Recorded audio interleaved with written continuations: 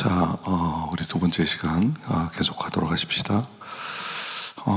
실천 신학 개론, 실천 신학이 뭐냐 하는 거죠. 여러분 이제 크게 이제 성서 신학, 조직 신학, 역사 신학, 실천 신학 이렇게 네 개로 나눠져 있죠. 그러니까 성서 신학과 조직 신학은 하나의 뿌리, 나무로 생각하면 뿌리와 같은 거죠.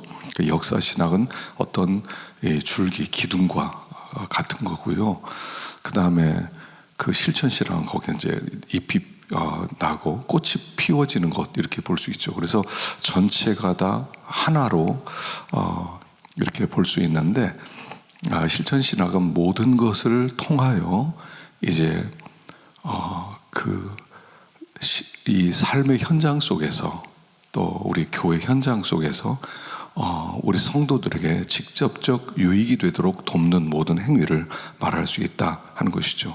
그래서 결국 실천 신학은 모든 신학을 인테그레이션을 시키는 거죠. 그래서 통합을 시키는 겁니다. 그냥 나는 성경만 알면 돼. 난 조직 신학이 제일 좋아. 나는 교회사가 좋아. 어떤 하나를 잡는 게 아니라 다 합해서 우리는 꽃을 피우는 그런 사람들이다 하는 것입니다. 그래서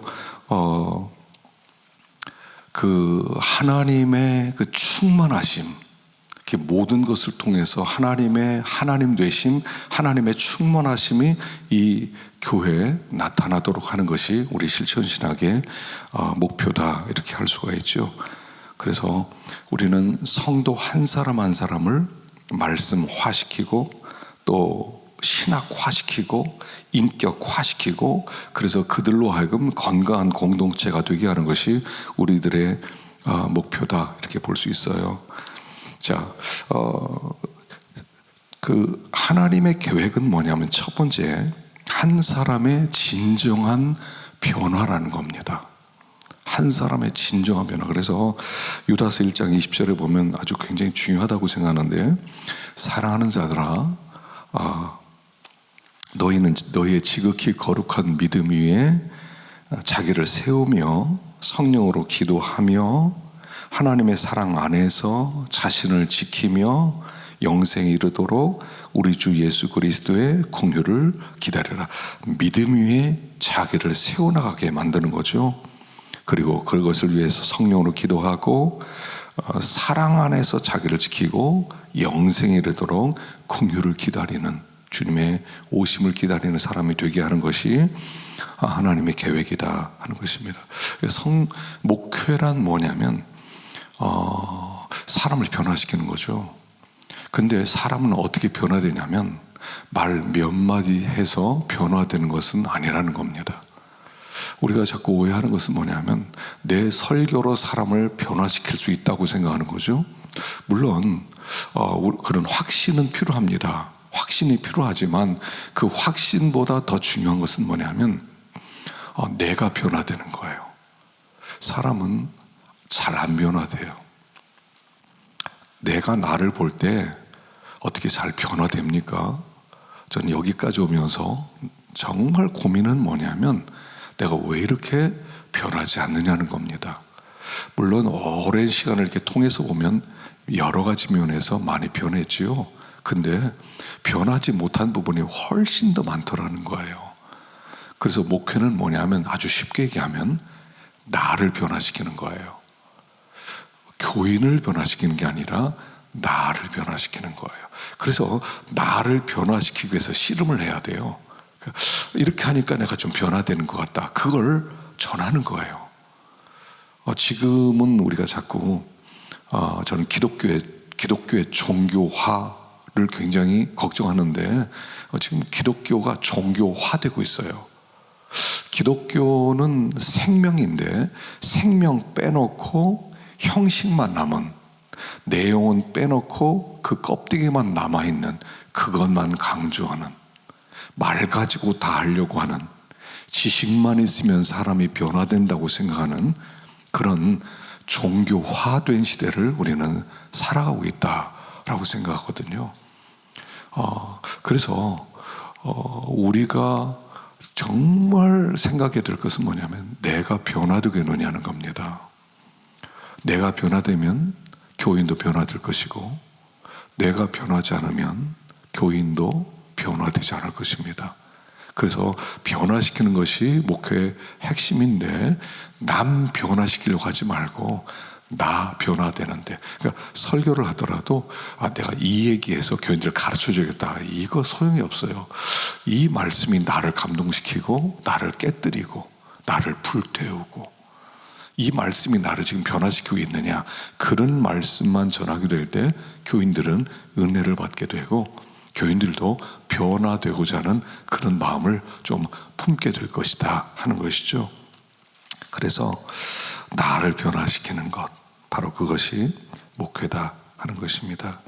그래서 로마서 12장 2절에도 보면, 너희는 이 세대를 본받지 말고 오직 마음을 새롭게 함으로 변화를 받아 하나님의 선하시고 기뻐하시고 온전하신 뜻이 무엇인지 분별해라. 그러니까 너희는 이 세상을 본받지 말라. 본받는다는 건 컨폼 한다는 거죠.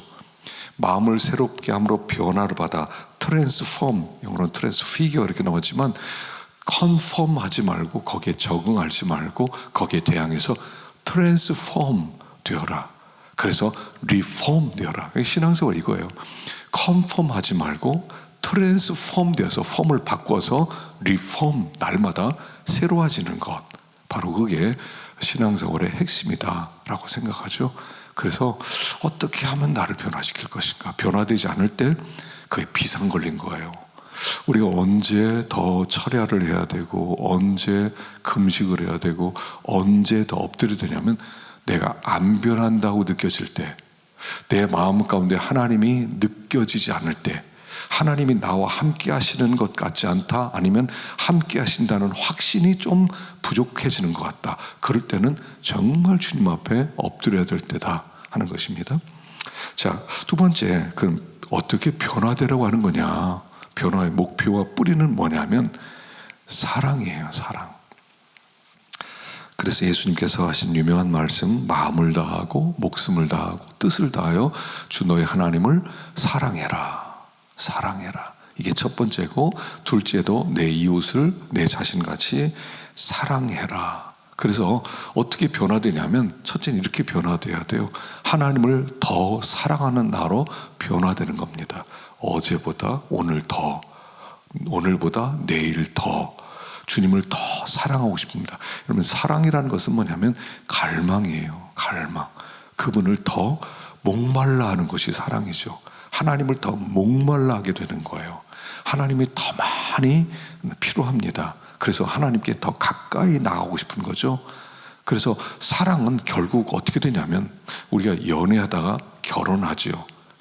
연애하는데 결혼으로 간다는 것은 하나 된다는 얘기죠. 아침에 만나서 저녁 때 헤어지니까 충분히 만났다, 이게 아니라 밤새도록 같이 있고 싶고 죽을 때까지 같이 있고 싶은 것, 그게 사랑이죠. 그래서 사랑은 하나됨이고요. 하나됨을 위해서는 갈망이 필요한 거죠. 그래서 하나님을 더 갈망하고 있느냐는 거예요. 하나님을 더 갈망하고 있느냐. 하나님, 당신이 나에게 더 많이 필요합니다. 그래서 하나님을 갈망하게 되고, 그래서 갈망하고 하나 되면 거기에 결론은 뭐냐면 기쁨이죠. 사랑의 열매는 기쁨이 된 거예요. 그래서 성령 열매 중에, 성령 열매는 사랑과 다음에 나온 게 희락, 기쁨이죠. 그 다음에 평화로움, 화평이고, 이게 이렇게 연결되는 거죠. 그래서 첫째는 어떻게 하면 하나님을 더 사랑하면 좋겠다, 사랑하고 싶다, 더 주님이 그립다, 더 갈망하게 되는 것, 그것을 그런 자기로 만들라는 겁니다. 두 번째는 이웃을 사랑하는 거죠. 이웃을 사랑하는 자기예요. 더 이웃을 더 사랑하게 되는 거예요. 그래서 여러분, 사랑이라고 하는 것은 교육이 아니고요, 사랑이라고 하는 것, 이웃을 사랑하게 된다는 것, 그것은 더 사랑하기 위해서는 뭐냐면 하나님의 성령만이 할 수 있는 거예요. 성령이 임하면 사람을 보는 눈이 달라지게 돼 있죠. 성령의 열매는 사랑과 그랬는데, 그 성령의 열매는 사랑인데, 그 사랑은 나에게서 나오는 것이 아니라는 거예요. 나는 사랑 못해요. 동정 정도는 할 수 있어요. 그러나 결국 모든 인간은 자기 사랑에 빠져 있거든요. 이기주의에 빠져 있어요. 그래서 자기 사랑을 뛰어넘는 것은 하나님의 영이 부어지고 영이 달라질 때 나오는 것이 사랑이다 하는 것입니다. 그래서 사람을 볼 때 이웃으로 보이고 내 형제로 보이게 되면 나에게 성령이 임한 거예요. 성령이 충만하면 사랑이 나오는 거죠. 그래서 사랑하는 나로 자꾸 만들어요. 이웃을 사랑하는 나. 목회는 사랑이죠. 그래서 하나님을 사랑하고 이웃을 사랑하는 것입니다. 세 번째, 그 기독교 신앙은 뭐냐면 십자가가 시작이에요. 그래서 내가 변화되는데 이 변화의 중심에는 십자가가 있어야 돼요. 십자가의 사랑. 그러니까 우리는 우리의 삶의 출발점이 십자가고 끝도 십자가예요. 시작도 십자가고 끝도 십자가고 십자가를 계속 붙들고 있는 거예요. 그게 우리가 해야 될 사역이다 하는 것입니다. 그래서 십자가를 생각할 때 감동이 있느냐, 십자가를 생각할 때 마음에 기쁨이 있고, 십자가를 생각할 때 눈물이 있고, 십자가를 생각할 때 마음이 움직여지느냐. 이게 처음 사랑입니다. 처음 사랑을 빼앗기지 말아야 되는데 여러분, 사랑이 가장 중요해요. 십자가 사랑이죠. 십자가가 내 안에 중심이 되고 뿌리가 되고, 그러니까 십자가에 대한 감동이 있으면 그때부터 모든 게 쉬워져요. 근데 십자가가 빠지면 다 어려워요. 하나님을 섬기는 것은, 하나님을 섬길 때 십자가에 대한 사랑에 감격이 있으면 무슨 일이든 쉬워져요. 어떤 일을 맡기든 쉬워져요. 지치지 않아요. 그 영적인 그런 강건함을 얻을 수 있는데 십자가 빠지면 그때부터 다 힘들어져요. 하나님이 이 일도 해라 저 일도 해라 다 힘들어요. 그래서 그냥 쉬고만 십시오. 어디가 잘못되냐면 마음의 발전기가 잘못된 거예요. 발전기가 십자가입니다. 능력의 근원은 십자가입니다. 그래서 십자가를 바라봐야 돼요. 십자가를 바라볼 때 우리가 새로워질 수 있다는 것입니다. 세 번째, 교회의 심장. 교회의 심장은 공동체 대표인 목자입니다. 교회가 움직이는 가장 중요한 원리는 뭐냐면 목사예요. 목사. 그래서 목사를 교회 대표라고 불러요. 교회 대표. 그러니까 교회 대표인 목사. 이 목사가 정말 이렇게 말할 수 있어야 돼요. 바울처럼 내가 그리스도를 본받는 자 된 것 같이 너희는 나를 본받는 자가 되라. 자, 내가 주님 본받는다. 너희들 나처럼 해봐. 나처럼 해봐. 나만 따라와. 그래서 우리의 역할은 뭐냐면 나를 모델로 세우는 거예요. 여러분, 우리 교회는 내가 모델이에요. 나처럼 되는 거예요. 나의 영성을 따라가는 거예요. 나의 성품을 따라가는 거예요. 나를 닮게 돼 있어요. 모든 교회는 목사를 닮아요. 교인이 좀 이렇게 시원찮고 뭐 이렇게 꾀부리고 그런 교인들이 있거든요. 왜 그러냐면 내 속에 그런 게 있어서 그래요. 내가 변화되면 그 사람도 변화될 거예요. 그래서 목사가 나처럼 변하십시오. 나처럼 하십시오. 제자 훈련을 우리가 필요하지만 제자 훈련에 실패하는 이유는 뭐냐면 예수님처럼 되세요. 나는 못 되니까 예수님처럼 되세요. 그럼 실패해요. 내가 예수님을 따라가려고 애를 쓰고 있어요. 여러분은 저만 따라하세요. 그래서 제일 1등으로 나를 따라온 사람이 장로예요. 장로가 이 교인의 모델이에요. 자, 여러분, 이런 장로님처럼 되십시오. 그런 사람을 장로로 세워놔야 돼요. 또 그런 사람을 안수 집사님 권사로 세워놓고 우리 교회는 이런 사람처럼 되는 교회입니다. 그게 일꾼이에요. 일꾼이니까 막 일 시키려고 그래요. 그래서 교회는 조직이 아니라 공동체거든요. 조직과 공동체 차이점이 뭐냐면 공동체는 믿음이 이끌어가는 곳이고 조직은 책임이 이끌어가는 거예요. 자격도 없는데 장로를 세워요. 당신 장로입니다. 그러니까 장로니까 장로로서 책임을 다하세요. 이번에 건축하는데 헌금 좀 많이 하세요. 당신 장로 아닙니까? 믿음은 없어요. 근데 하라니까 할 수 없이 책임 때문에 해요. 이제 새벽 기도 차량 운행을 저희 교회에서는 안수 집사님들이 하는데, 안수 집사들에게 이렇게 얘기해요. 네가 안수 집사야. 너 이제부터 너 봉사해야 돼. 너 일주일에 한 번씩 차량 운행 네가 좀 해라. 책임을 주는 거예요. 그건 조직이에요. 조직이 움직여지면 생명은 없어요. 그러니까 책임 때문에 하는 거예요. 나중에는 힘들어서 못해요. 힘들어서 못해 먹죠. 그러나 믿음이 있으면 모든 걸 믿음으로 하게 만들어야 돼요. 그게 공동체예요. 그래서 우리 목사가 먼저 나를 따라오너라. 또 장로님들이 나를 보고 따라올 때 또 교인들이 이런 장로님처럼 되십시오. 그래야 됩니다. 그래서 목사 잘 만나는 것이 교인의 축복이에요. 그냥 이론만 가르치고 지식만 가르치고 설교만 하고 뭐 그냥 신방만 하고, 그게 아니라 정말 내가 주님을 따라가는 중심의 진실함이 있어야 돼요. 우리 하나님이 우리에게 보는 것은요, 마음 깊은 곳에 숨겨진 나를 보는 거예요. 마음의 동기를 보세요. 내 마음의 상태를 보세요. 겉으로 드러나는 행동은 교인들을 다 속을 수 있지만 하나님은 속지 않으세요. 중심의 진실함으로 변화되기를 원할 때 교인들도 나를 따라하고, 좋은 목사를 만나면 교회가 평안해지고, 목사가 좀 현찮으면 교회가 시끄럽고, 모든 문제는 목사에게 있어요. 그래서 목사가 믿음으로 살고 목사가 하나님께 기도하고 그러면 희한하게 교회 교인들이 사업도 잘 되고 건강하고 대학도 잘 들어가고. 여러분, 이거는요 무슨 번영신학 이런 게 아니에요. 원리예요. 목사가 믿음으로 살고 교인들은 믿음으로 살려고 할 때 형통하지 않겠어요? 그게 교회가 움직여지는 힘이기 때문에 이 교회의 심장은 목사다 하는 거예요. 그래서 우리가 바로 서면 교인들이 복을 받고, 우리가 못하면 교인들은 똑같이 그런 삶을 살게 되는 것이다 하는 것입니다. 그래서 그 교회의 심장은 목자라 하는 걸 알아야 됩니다. 그래서 목자는 5가지, 제가 이제 학교 다닐 때 우리 5가지의 그런 그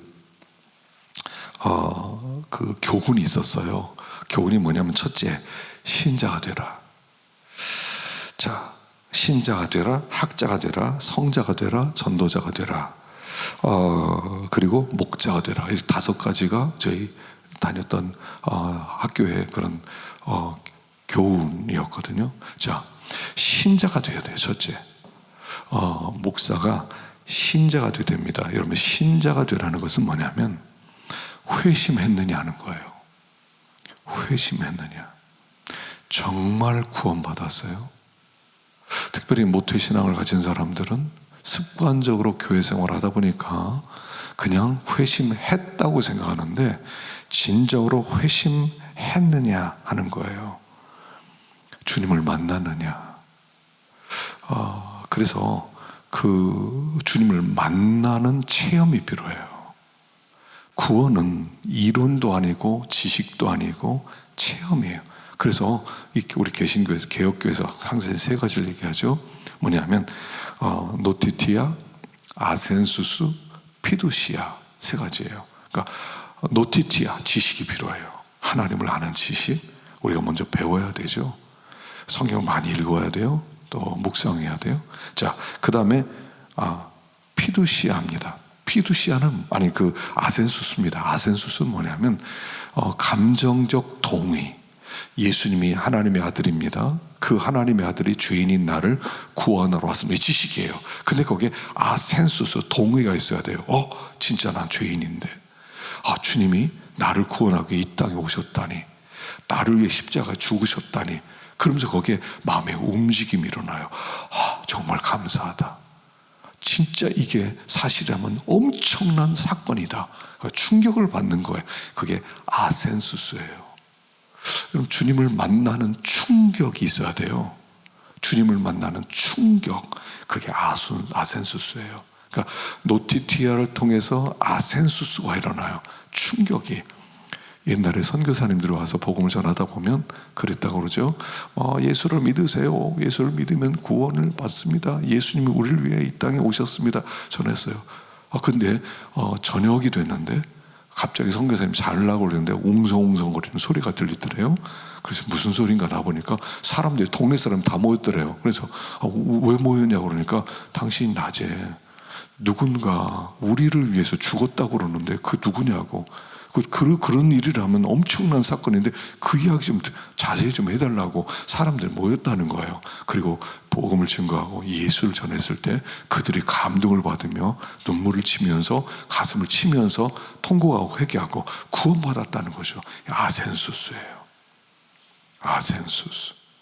여러분, 이게 있어야 돼요. 사역자들이 불타는 마음, 막 불타는 마음이 필요하죠. 그 다음에 피두시아가 있어요. 그 피두시아는 뭐냐면 의지적 결단이죠.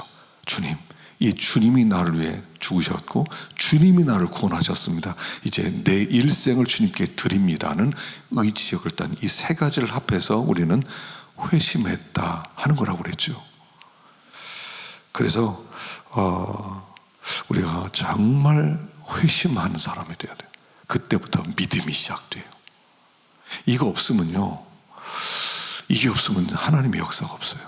목회를 하다 보니까 저도 지금 목회를 지금 이렇게 오랫동안 이렇게 하면서 뭘 느끼냐면 교회에 제일 믿음 없는 사람이 목사예요. 목사 전도사예요. 제일 믿음이 없어요.